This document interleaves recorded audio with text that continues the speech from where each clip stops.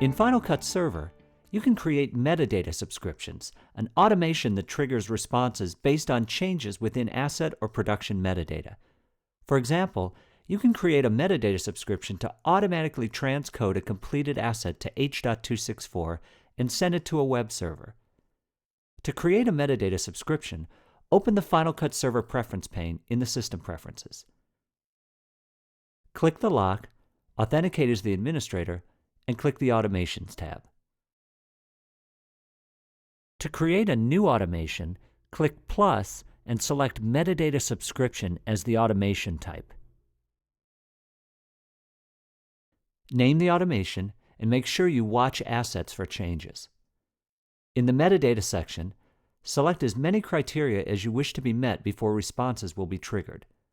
For example, you can select Status, Changes to ensure that the automation happens only when someone changes the current status of the asset.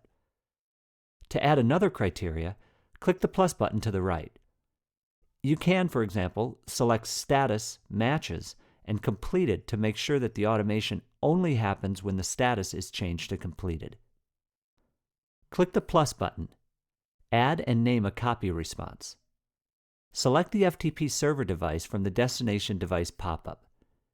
You can also specify a destination subfolder by clicking Destination Subfolder, then clicking Browse. Specify your transcode format and desired metadata set.